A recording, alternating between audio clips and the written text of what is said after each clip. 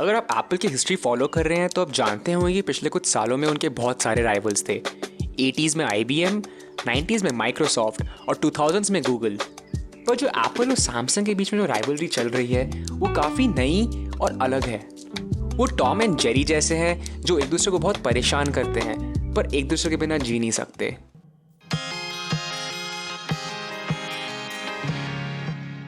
Nineteen 1980s में Samsung semiconductor के business में हुआ करता था और सबसे दिलचस्प बात यह है कि उनके तब के CEO ली ब्योंग स्टीव जॉब्स के एक बहुत खास दोस्त थे।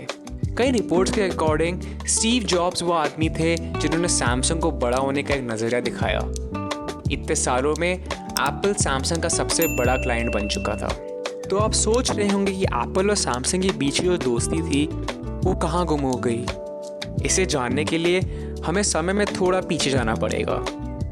आईफोन के अनाउंस होने के थोड़े महीने पहले सैमसंग के तब के CEO ली एप्पल हेडक्वार्टर्स गए स्टीव जॉब्स से मिलने। आप इसे विश्वास कहिए या पागलपंती, लेकिन स्टीव जॉब्स ने आईफोन के डिज़ाइन को ली को दिखाया और उन्हें समझाया कि इसका टेक्नोलॉजी कैसे काम करता है। हाँ, आप सही समझे, सैमसंग ने इस आइडिया को चुराया और उन्होंने अपना खुद का एक टच स्क्रीन फ़ोन बनाया जिसे उन्होंने कहा गैलेक्सी। इससे स्टीव जॉब्स बहुत गुस्सा हुए। उन्होंने ये भी कहा कि एंड्रॉयड एक चुराया हुआ सामान है और उन्होंने ये भी कहा कि सैमसंग एक कॉपी कैट है। यही वो समय था जिसने एप्पल को सैमसंग का सबसे बड़ा दोस्त से सबसे बड़ा दुश्मन बना दिया और इसके कारण इन दोनों कंपनियों के बीच में एक बहुत बड़ा कानूनी झगड़ा शुरू हो गया जो कि 7 साल तक चला। तब से इन दोनों कंपनियों ने एक दूसरे के ऊपर इतने सारे लॉसूट्स फाइल किए हैं ट्रेडमार्क्स पे। अगर मैं स्टीव जॉब्स को कोट करूं, I will spend my dying breath if I need to and I will spend every penny of Apple's $40 billion in the bank to right this wrong. Jobs said, I'm going to destroy Android because it is a stolen product. I'm willing to go to a thermonuclear war on this.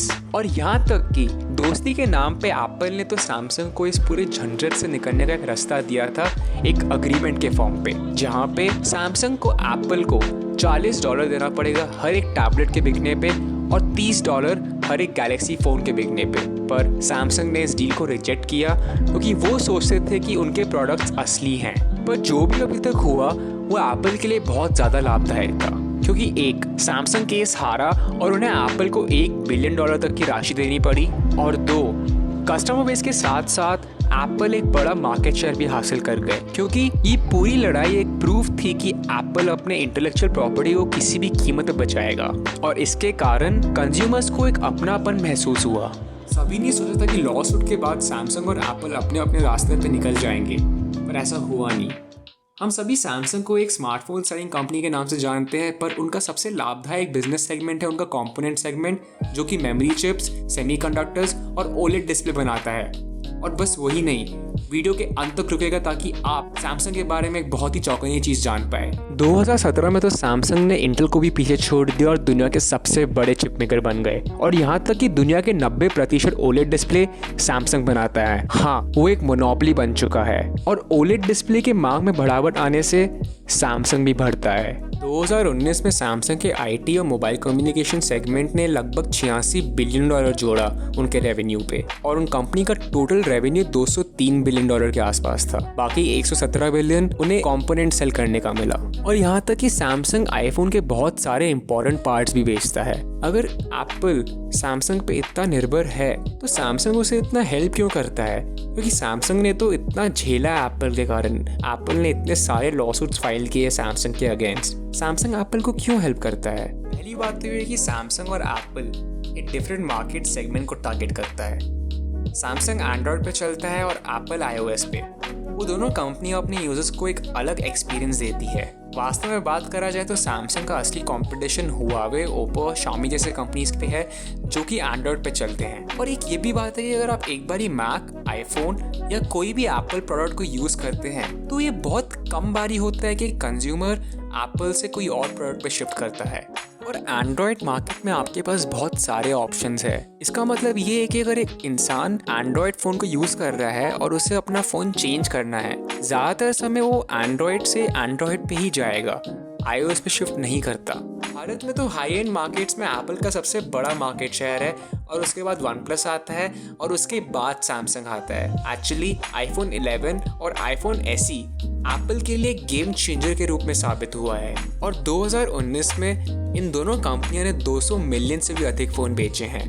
दोनों Apple और Samsung के पास global industry में लगभग 30% market share है। तो जो हम बात कर रहे हैं कि सैमसंग एप्पल को मदद करना क्यों नहीं रोक देता, उसमें सैमसंग का ही नुकसान है क्योंकि सैमसंग का असली कंपटीशन तो हुआवे और शाओमी जैसे कंपनीज के साथ है। और दूसरा, सैमसंग का सक्सेस हम उसके मोबाइल कम्युनिकेशन सेगमेंट को दे सकते हैं, लेकिन सैमसंग ज़्यादा पैसा अपने कंपोनेंट सेगमेंट से बनाता है जो कि सेमीकंडक्टर्स और ओलेड डिस्प्ले बेचता है। एप्पल का सप्लाई चेन दुनिया में one of the most efficient supply chain है क्योंकि उनके जो CEO हैं टिम कुक, वो सप्लाई चेन मैनेजमेंट में एक एक्सपर्ट है। एप्पल अपना सारा प्रोडक्शन एशिया में सप्लायर्स को देता है जो उनके बिजनेस के लिए मरते हैं।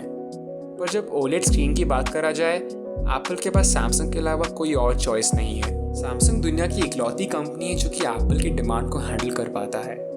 इसके कारण सैमसंग को प्राइस डिसाइड करने का मौका मिलता है। जब सैमसंग अपने फ़ोन में LCD डिस्प्ले यूज़ कर रहा था तो उन्हें वो कम से कम $45 पर फ़ोन लग रहा था, पर OLED डिस्प्लेज जो कि वो आईफोन 10 और XS में यूज़ कर रहा है वो उन्हें कम से कम $110 से $120 के बीच में पड़ता है और इसी के कारण आईफोन 10 का प्राइस इतना भारी है। इकलौते सप्लायर पर डिपेंडेंट होना एप्पल के लिए एक बहुत बड़ी प्रॉब्लम थी, तो इसके कारण एप्पल LG में अरबों डॉलर निवेश करना शुरू कर दिए, बट उनके लिए वो ज़्यादा काम नहीं करा क्योंकि LG में निवेश करने के बाद जब LG OLED डिस्प्ले बनाना शुरू किए तो उनके क्वालिटी में बहुत ज़्यादा फर्क आया और एप्पल कस्टमर बेस लूज करने लगा। मज़े की बात तो ये है कि गूगल ने भी LG डिस्प्ले में $880 मिलियन निवेश किया ताकि वो सैमसंग का मोनोपोली तोड़ पाए, और यहाँ तक कि एप्पल तो अपना खुद का एक माइक्रो LED सिस्टम बना रहा है ताकि वो सैमसंग को अपने प्रोडक्शन साइकिल से हटा पाए।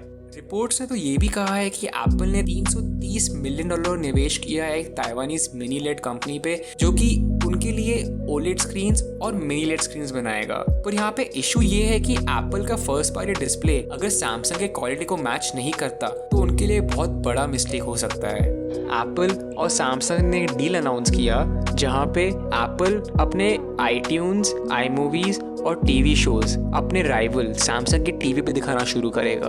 और ये डील एप्पल के लिए बहुत ज़्यादा लाभदायक हुई क्योंकि सैमसंग टीवीज जो है वो स्मार्ट टीवी के मार्केट में 33% मार्केट शेयर होल्ड करता था, और इसके कारण जो नॉन एप्पल यूजर्स थे उन्हें भी एप्पल के प्रोडक्ट्स को एक्सपीरियंस करने का मौका मिला।